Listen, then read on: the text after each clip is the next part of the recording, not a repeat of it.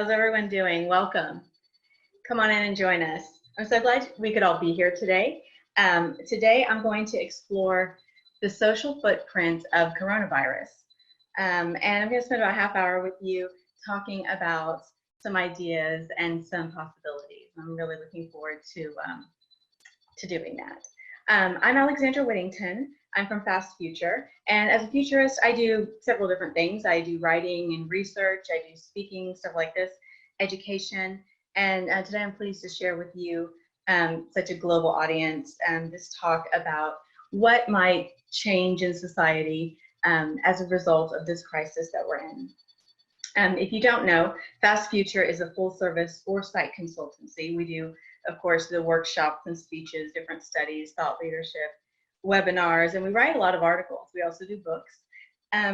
So the presentation I'm sharing with you today is actually based on one of our recent articles that we wrote in response to the coronavirus crisis. And the reason I chose it is because I think it fits really well with the theme of this event, which I love this theme, the Great Pause. That's a really cool title, and it's perfect metaphor. I love it, and it reminds me of a word that I learned fairly recently that I'm going to share with you. And I'm sure a lot of you already know this word. It's interregnum. Interregnum. It's an interval between two things. It originally means between reigns, like between two monarchies taking hold. So this great pause, this interregnum that we're now experiencing, I took that to heart, and I decided to pick this article in which we discuss these 10 things that my co-authors and I at Fast Future thought might, we observe them happening in the interregnum, in the Great Pause, and we're wondering, will they stick? Are they going to continue on into the future? So here we go. Number one, the new leadership.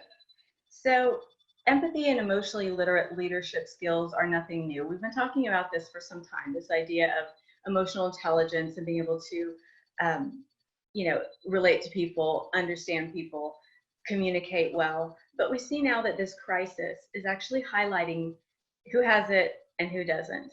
And we can tell by observing who can lead and who's motivating people, who's engaging people. And that kind of sticks out right now. It kind of shows, if a leader has that or not.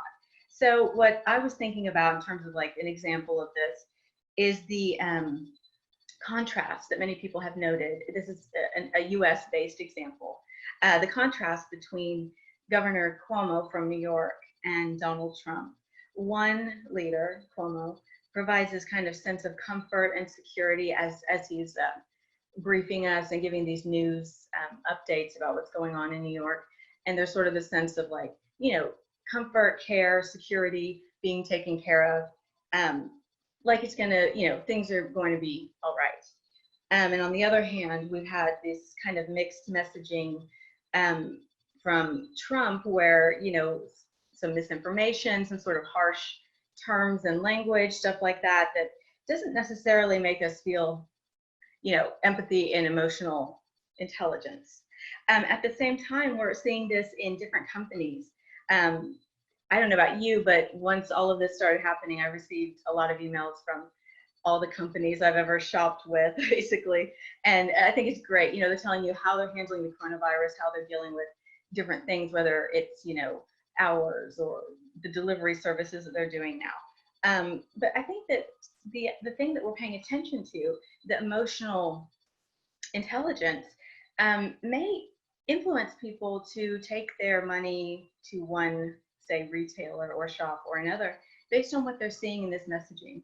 The way that the ideas are being expressed, the new policies, and the way that employees are being handled too.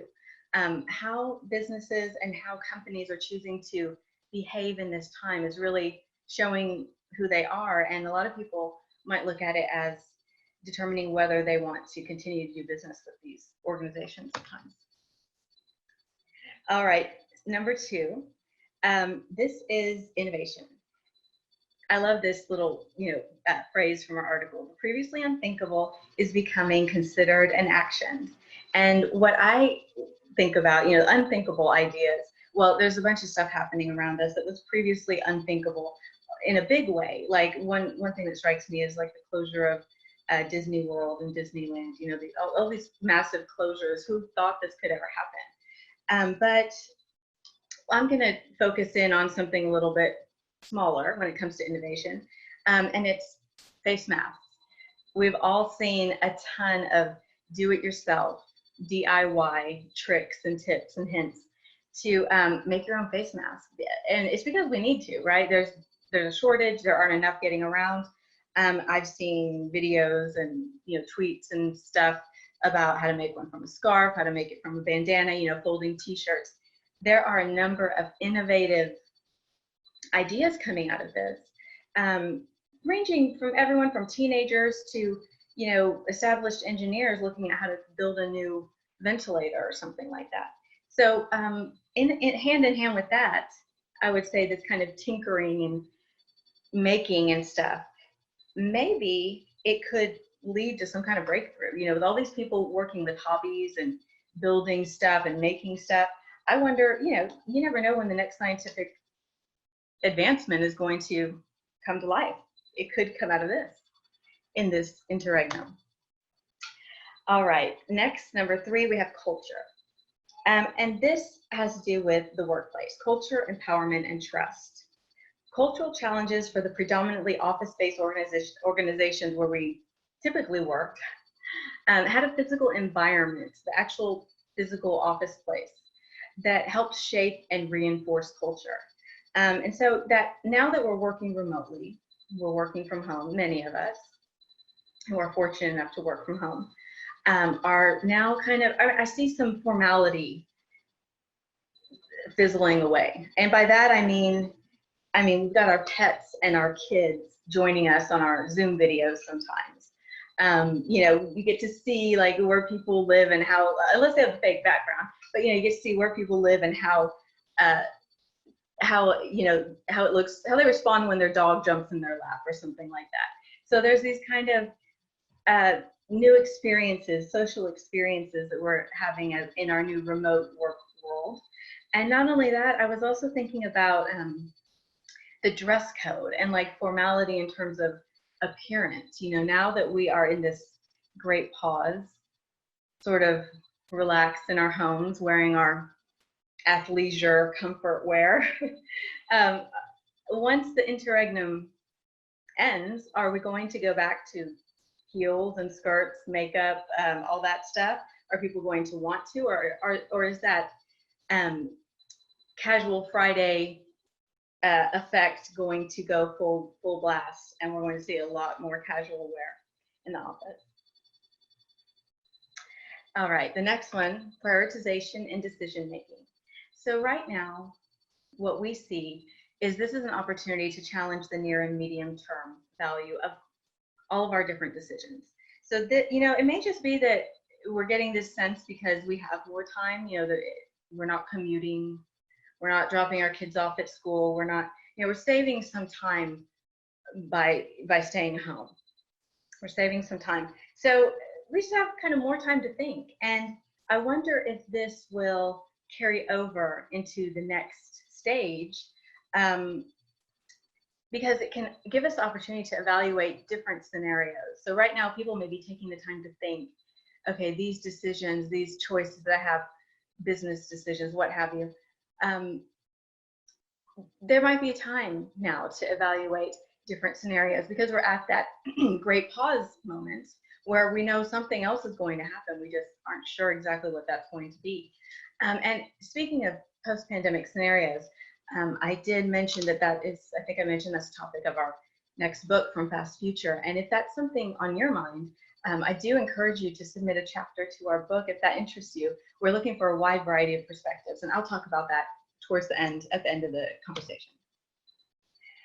All right, number 5 is learning. It seems to me like this situation is driving learning everywhere.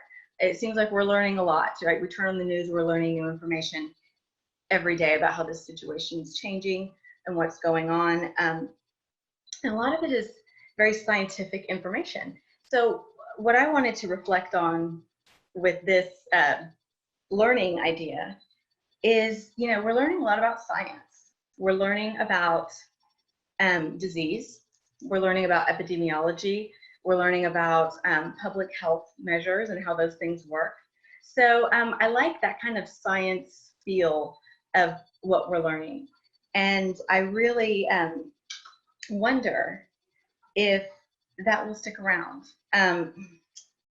Something that came to my mind when I was kind of evaluating this, when we're learning about science, I've noticed, well, there was some bad information going around. Let me say misinformation, and I'm not really sure if that's what I would call it, but there was some talk about using antibiotics to treat the coronavirus. And whether that's medically valid or not, one of the things that I observed and kind of took from that was this conversation about the proper use of antibiotics. Many futurists and many people, I'm sure, are aware that we have recently been dealing with this massive trend of antibiotic resistance.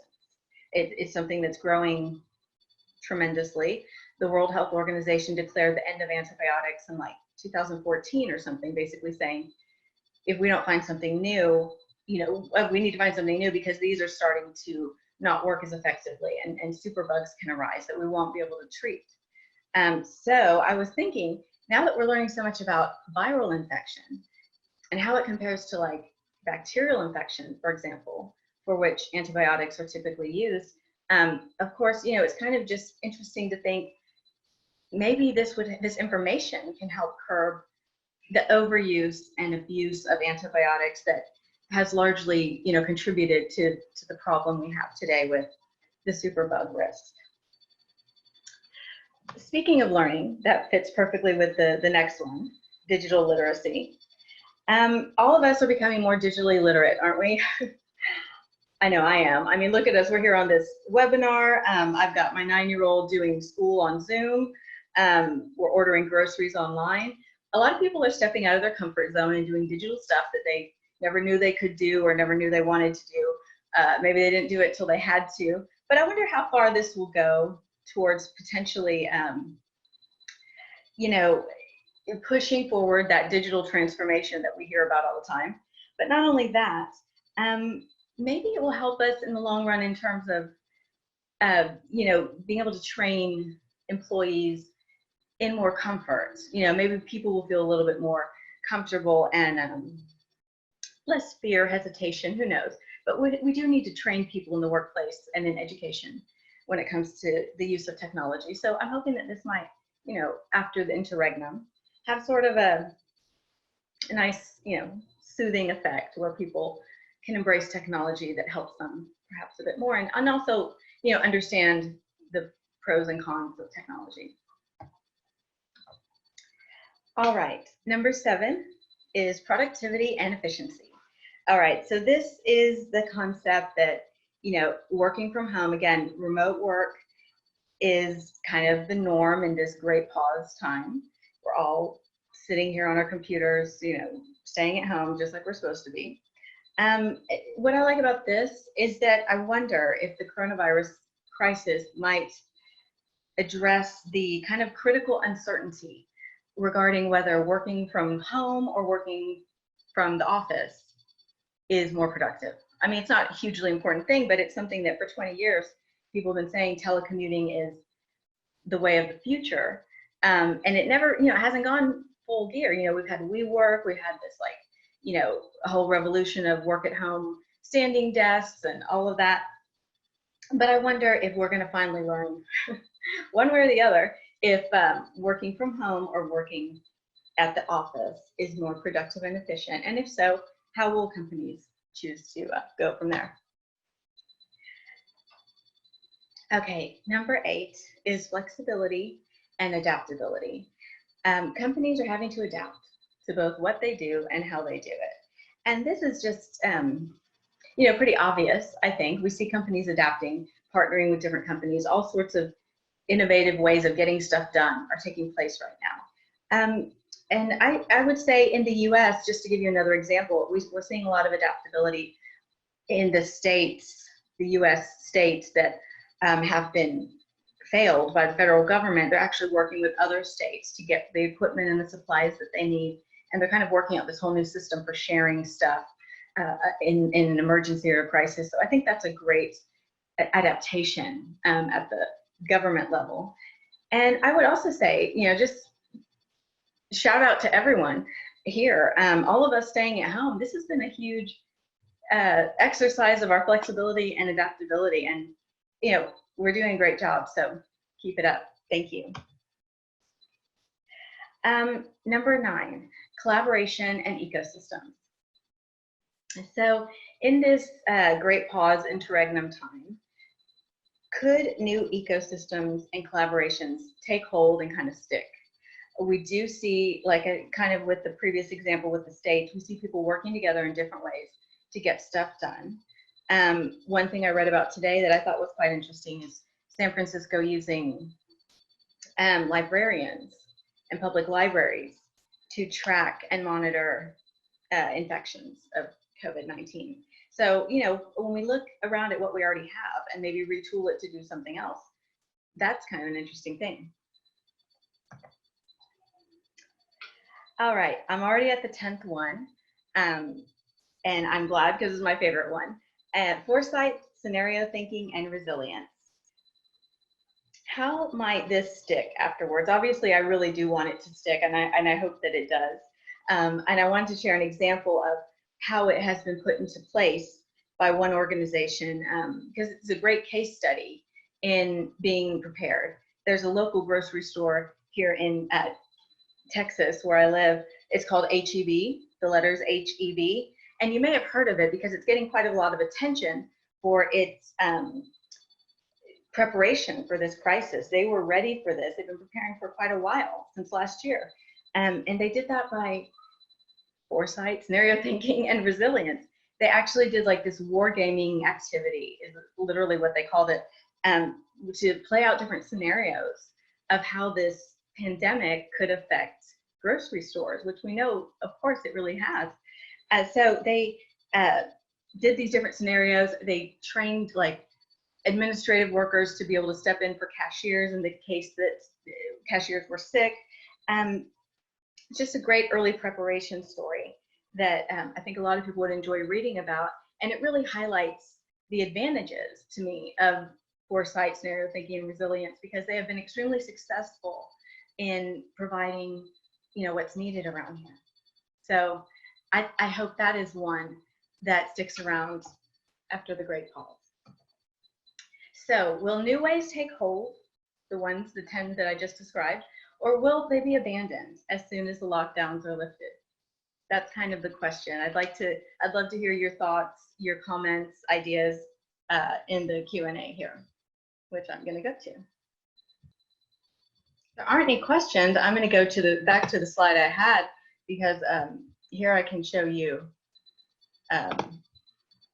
about our book, Aftershocks and Opportunities, Futurists Envision Our Post-Pandemic Future. And if that's something that interests you, we would welcome your submission to the book. Just get in touch with me or visit our website for more information about that. What kind of opportunities do you think local communities could take from foresight? That's a very good question. I think local communities can specifically work around a common vision that can be arrived at through conversation and communication within that community. I think that's probably one of the best applications of foresight to like local areas, you know, finding the vision of how people want their life to be and making it happen. The sharing economy, how do you think it will change? That's a good question. I think, you know, I forgot to mention across my examples, something else I had read about when it came to the new ecosystems and collaborations. I read about an app, I forgot what it's called. It's like a new app that someone just created in this great pause interregnum time that you can download on your phone to find out when certain supplies are being delivered in your area. So let's say, you know, you're looking for toilet paper, or who's not, right? So you can get notifications on this app that tell you, okay, the Walgreens down the street from you just got a shipment. I'm not sure how this works, but someone hooked up all the supply chain information or something. But when I heard about that, I actually thought of the sharing economy, and I was thinking that might be kind of a cool way of getting the sharing economy to move, like create some app where everyone can just put all their stuff on it, and you can tell, you know, what's near you and what you can get. I hope that's a good answer. Rebecca Morantes, how children's culture can be affected for social distance. Yeah, I think this is having a huge effect on kids. I'm glad you asked me that. I think people need to talk about this.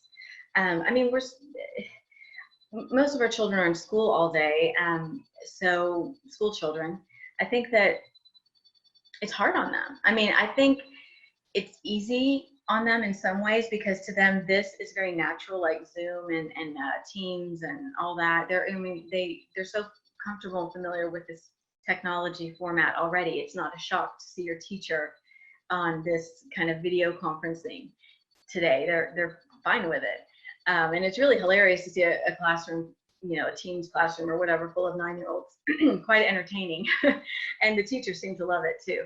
But I would say, you know, that's a very good question about we should be looking at in terms of this interregnum, in terms of this great pause, what's waiting on the other side for children. You know, they're going to be a year or two older. I mean, some of them were moving from childhood to teenagerhood or whatever. I think that it's something to really think about and take very seriously, that we have the correct responses on the other side. I'd like to know what you think, actually. Let's see. Someone just said, what's the difference between sharing and gig economy? Sometimes they get mixed and they don't seem the same. How is this going to be different after the pandemic? That's a cool question. Well, my understanding is the sharing economy applies specifically to like ride sharing, just to give you the best known example, Uber, because I'm sharing my car when I go pick you up as an Uber driver. I'm also doing a gig job because it's a gig economy job is one in which I only work on call, you know, like I schedule my own hours, I get to work when I want. You know, it really means you get to scrape up whatever shifts you can, fighting other people for those shifts. I think they do get mixed, but the gig economy refers more to people who don't work as an employee of a business. They're technically self-employed people, at least in the United States. And it means that you don't have like a regular position in a company. You're a freelancer, essentially, contract. And sharing economy, I mean, often a gig economy, a gig job will implement some shared item. It really just means that people have to provide it and companies don't. That's pretty much, I think, what sharing economy means. It's on the employee to give that ride. The company is not going to give you a car to do it in. Let's see. I have a question about combining parenting and work, working from home, and now homeschooling. How might we support our children? Oops, it just zoomed. It just moved.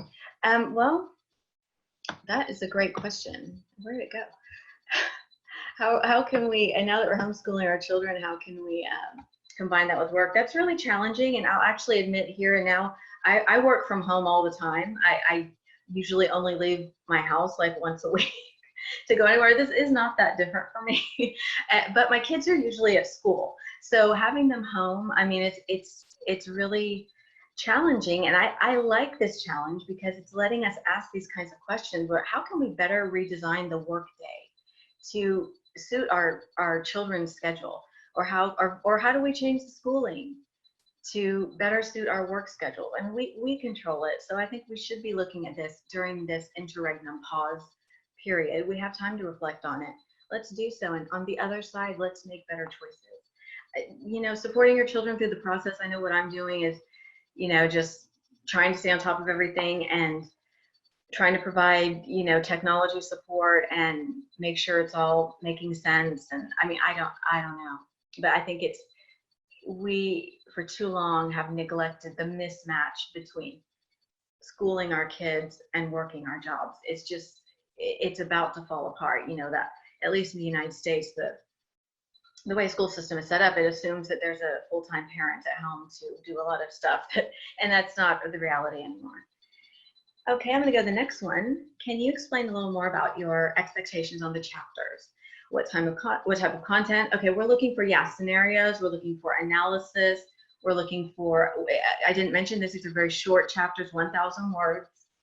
Just exploring your ideas. I mean, we have a full explanation on the website, so I definitely suggest you look at it, but we're interested in, you know, reflections, narrative, stories. Send something in if you think you might like to. Okay. Let's see. I'm going to switch. I saw something going on in Q&A. Oh, I'm in Q&A. Okay, good. Here we go. When we talk about post-pandemic, post-COVID, what do you think we actually mean? The virus doesn't seem to be going anywhere, so it doesn't seem to be any after the illness. I think that's a great point. I do think that I agree with you. The virus isn't going anywhere, but I think that we're talking about, you know, sort of post-pause, and post-pandemic means, I think, after the major crisis part is over and ideally things are a little bit more under control. I think that's what it means. I think it means, you know, after confinement and lockdown type situations. How is our mental health going to change? That's a good question. That's a really good question. I mentioned a couple of times how this is sort of an opportunity to reflect now that we kind of have some quiet pause, interregnum time on our hands. I would say, you know, hopefully mental health is getting the attention that it needs on the individual level and as a society, as we shore up and improve our health, you know, regular health, medical health. I would say the mental health situation should surely improve. I certainly hope so. Okay. Yes. Have you seen or do you suggest accountability structures to support the continuation of flexibility, collaboration, trust, and prioritization? By accountability structures, I guess you mean, let's see, maybe, you know, within the schools and stuff like that. I have, you know, this kind of ties into the last question. I was just talking about this with my sister today, actually. I know school is going to start again at some point, and I just wonder if all the students are going back. I'm really thinking that we may be gaining a hybrid school system out of this, because, you know, they're already all set up to be online. They're already online. What if some people don't want to go back? I mean, there could be good reasons, or maybe health reasons, could be financial reasons. So I'm thinking, you know, I wonder if that structure, the education system, may support the flexibility and prioritization that we need. All right, we probably have time for another question. I think this is the last one. What country do you think is doing the greatest effort towards a new normal instead of business as usual after COVID? You know, I would like to hear what you guys think about that. I think putting the greatest effort towards business as usual is going to be the United States. But who's going to be putting their effort towards whatever, you know, whatever comes after the great pause? It's hard for me to say, honestly. I heard Canada is doing something really cool with their a basic income type thing, and that sounded really good to me. Okay, I didn't click them off after I answered them, but I think I answered all the questions in the FAQs, or the Q&A, that is. Oh, here's another one. How will the Great Pause impact the environment? Do you think this will boost some decisions related to environmental care? You know, it is an environmental problem, essentially. You know, health is part of, you know, it all ties in with our ecosystem. So I certainly hope that, as many people have already said and reflected on, you know, I hope that this awareness feeds into how we prepare for the other crisis, the climate crisis, which is, it's not stopping just because we're busy with this. Let's see. Any other questions? I think that I may have done them all. Q&A, oh, chat. I knew I saw something else.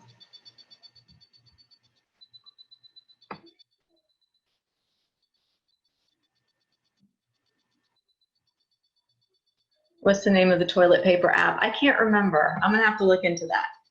Yeah, check into that. My brother told me about that yesterday. I thought it was pretty clever. And I read about it. I forgot the name. I think we may have it all. With different timelines for this virus impacting countries, the virus will continue to circulate for quite some time, 3 years. That's why I'm thinking, the schools may not go back in full force. That's something I'm really contemplating now. Some people may not want their kid to go back until there's a vaccine or the antibodies, the antibody testing. Thank you so much, everyone. I really enjoyed it. Oh, I see some comments about the basic income. Well, I think that we covered all the questions that we have time for. If anyone else wants to add something, please do. Alexandra, you have more time, so don't worry about this. So you still have like something like 15 minutes to answer more questions. Okay, sure. Are there more questions? Let me see. I'm looking at the chat now.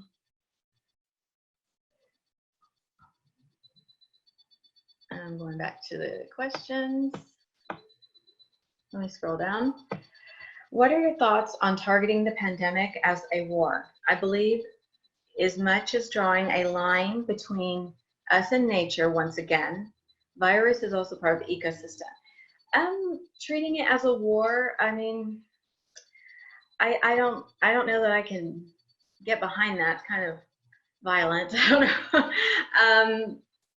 I mean, I don't love the violent metaphor of a war. I mean, again, it's part of the ecosystem. We're part of the ecosystem. And a pandemic is naturally occurring. So I hate to sort of go to war with nature. I think that's what's gotten us into a lot of trouble. But I think, we need to accept nature. I'm not saying we don't fight it, but we need to be prepared for these things to happen. We need to fight to save people's lives, and we need to fight to protect those who need to be protected. But, maybe there's a better metaphor than war. I mean, war ends in a lot of casualties, doesn't it? That's not what I want. I guess we are having a lot of casualties, so it makes sense. But, I would rather see it as a scientific challenge than a war, personally. What do you guys think? Let's see. How do you think this pandemic could change your own personal future? I think, I don't know. I'm still in the interregnum mode on that one. I guess, I'm worried like everyone. I mean, I'm worried about finances. I'm worried about employment. I'm worried about our children. I think, the greatest change it's having on me right now that, I'm kind of feeling could, stay with me is really understanding the value of health.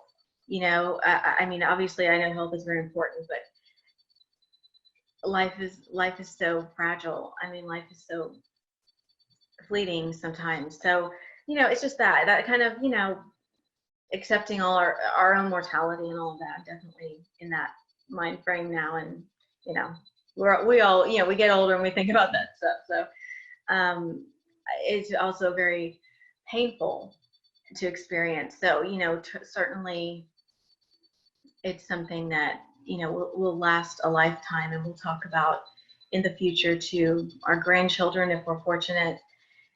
And I don't know. I read something funny on Twitter. You guys probably all saw this, but it was a tweet about how someday young people will look at us and be like, oh, why are they spraying Lysol all over their groceries? Why are they wiping everything down compulsively? Well, oh, don't mind, grandma lived through the pandemic. That's just how she is, So I don't know. I'm going to be an old lady spraying stuff, everything with Lysol, I guess. I don't know, but it's going to affect us. And as that earlier question touched on, I think we need to really think about how this is going to affect our children. They're stronger than we are, but I think we need to consider how it's going to affect their lives. I mean, this is one of those events that demarcates, a generation. This is my kids, anyone who's, under 15 right now probably is going to say, yeah, there was before and there was after. They're going to know this interregnum feeling very much.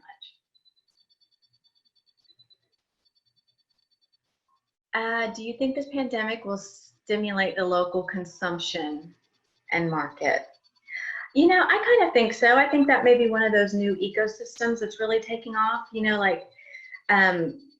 I know that I bought homemade masks locally. I'm looking for stuff like that. A lot of people are trying to shop their local stores and restaurants to support them at this time. So, I kind of think so. Also, just kind of based on the fact that we're sort of stuck at home, we can't really go anywhere. So, we're gonna have to get our stuff locally. And there's also the supply chain issues there. So there's also that. Any opinions on how the pandemic will change the class structure of the Western world? Well, I think class structure and economic stratification and stuff like that is highly based on what we value. It's an expression of what's important to us, whether it's money or people, for example. So, I mean, if there's a chance that we come out of this putting more emphasis and priority on people as opposed to, say, an economic system, I think that could change class structure. I think that could perhaps alleviate some of the economic inequality that we have, for so long been unable to kind of break free of, these past decades or two. Let's see. Looking for more questions. What are your thoughts? Oh, I got that one already, sorry. Might be a bit off topic, but I read in your bio about the future of breastfeeding and it really sparked my curiosity. Could you give us some comments of that project? Sure, yeah. This is my passion project, really, my future of breastfeeding stuff, because I did that, as a mother, as someone who was very involved in supporting other breastfeeding mothers at the time in La Leche League. And it just struck me as a topic. It's actually extremely relevant to this coronavirus subject, because not that many people, or maybe a lot of people know, I don't know, but one of the most important functions of breastfeeding is to pass antibodies to the infant. So that's why we are tested in pregnancy, to make sure that we are immune to, like, measles and stuff like that. Typically through the vaccinations we received as children, and to make sure that we still have the antibodies in our system strong enough to pass on through the, gestation, but also in the breastfeeding phase. So breastfeeding is extremely protective behavior when it comes to keeping infants alive, because we can't typically, there aren't a lot of vaccinations. I'm pretty sure the flu vaccine is one that cannot be given in the first 12 months. It takes, you have to wait till a certain amount of growth and maturity happens for different vaccines. So breastfeeding is kind of a natural vaccine. It is a natural vaccine. That's my opinion. It carries a lot of protective elements that it's amazing. I mean, that's why it's such a miracle. And to me, it was so important to talk about, because it's central to the future of humanity. I mean, we're mammals, aren't we? That's what we're called. And it comes from the mammary. That's so important that our entire species is named, or our entire mammal classification is based on that very fact. So I think that it's a very important topic to the future, because for several reasons. Infant formula, the replacement for breast milk, it's a technology. It's a man-made substitute for something that occurs naturally, and it's a necessary technology. But it comes with a lot of cultural practices and beliefs, and so to me, what we do in terms of supporting breastfeeding or not, when we choose to formula feed or breastfeed. I realize this can be very controversial, but we are, you know, choosing, you know, our future in many ways, because as we give up the breastfeeding culture, the breastfeeding habit, practice, whatever you want to call it, tradition, and our babies become raised completely on artificial formula, which is the trend and the norm, and it's growing every year. More babies are raised on infant formula. I mean, are we even still mammals? Is this contributing to our identity, our evolution? I mean, there's so many things to it that I just find a fascinating topic, and it's really something that's very near to me as a mom, and as you know, as a futurist mom, I must say, because when I have life experiences, I tend to stick it into my like futurist mindset or whatever, and you come up with some interesting ideas. All right, so let's see. That was a great question. Thank you. Thank you for all of your questions. And again, I thank you for being here. I really enjoyed having this opportunity to speak with you. It's such a unique event, and I really do encourage you to think about this great pause as an opportunity to reflect on what you want after, and there's something else coming. We know that there's something coming next. We just don't know what. Can we influence it? Can we change it? I think we can. Yes. Let's see. How do you think society will respond in case of a similar pandemic in the future? Will we be much better equipped to face this threat? I think, I don't know. I like to think we'll be better equipped. I think that, assuming we continue to gain technological advances in the future, hopefully those will contribute to better equipping us. I don't know how society will respond. I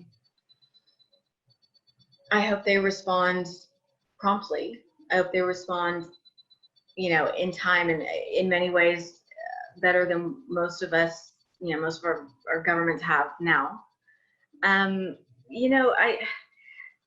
The pandemic, there's a lot of debate going on whether the pandemic was like predictable or expected. Not predictable, but was it like a wild card? Was it a black swan?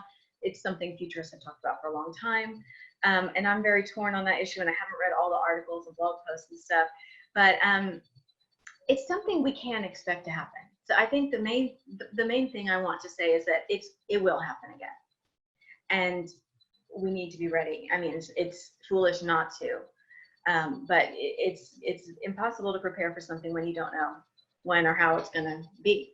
But that's why we need to do the scenario thinking and the strategic, wargaming and type stuff to see if that can get us where we prefer to be.